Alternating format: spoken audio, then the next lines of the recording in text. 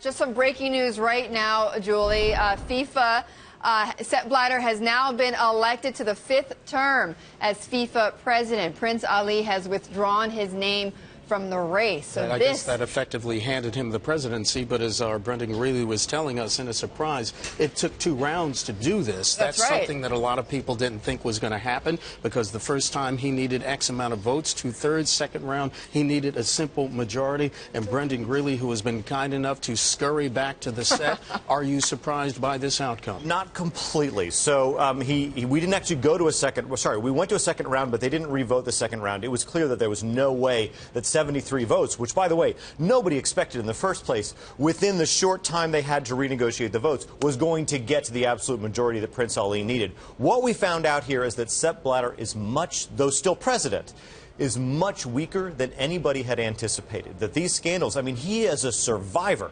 And this scandal has really weakened him. So this was not to be complicated. But why not, right? I mean, this comes at a week when there are 9 indictments here, right, for corruption. Why not? Why wouldn't he be? Because there's been corruption. There have been both allegations and convictions in the past. I mean, this is not news to anybody who's followed this organization. So he has managed to brush it off before.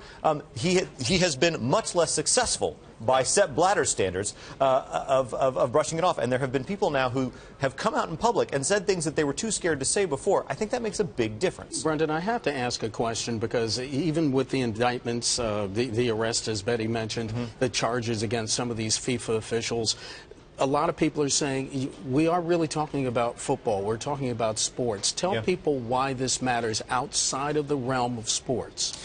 Because sports are a way to express power. So it has been very important for Vladimir Putin to get the Olympics and to get the World Cup.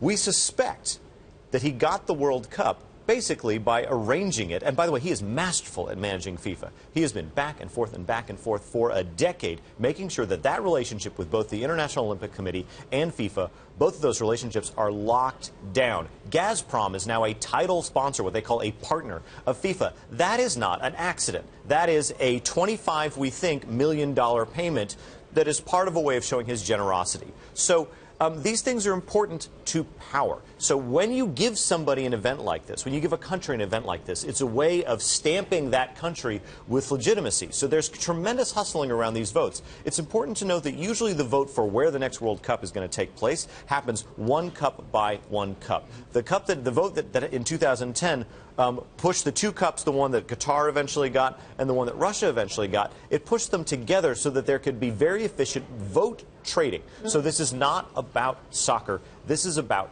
power. It's a great question, Mark, and Brendan, a great point. I want to get to Mark Barton, though, who is standing by right now. We've just got him ready, who is giving us the aftermath, the immediate aftermath of this news here that Sepp Blatter has been reelected to a 5th term. Mark? You said it, Betty. 5 terms running. He'll serve probably for over 20 years. That's a long duration. After the 4th occasion, he said he wouldn't run again. Will he go for a 6th term, Betty? That's the big question. For Prince Ali to have won the 2nd round, he would have had to have had a 40% swing. I racked my brain, Betty. This is one for Brendan, by the way. And in the UK election, there were some 40% swings in the Scottish votes in the election. It's very unlikely, though, a 40% swing. That's why Prince Ali stepped down. Blatter is king. We predicted it. There wasn't going to be an election shock of the size of the UK election or the Israeli election, but this story runs and runs. Don't forget it, because the indictment has happened. That's going to play out. And as my guest said, Guido Tognoni, the former FIFA executive, other federations could be under the microscope as well from investigators around the world. It's not going to be an easy 5th term for Mr. Blatter.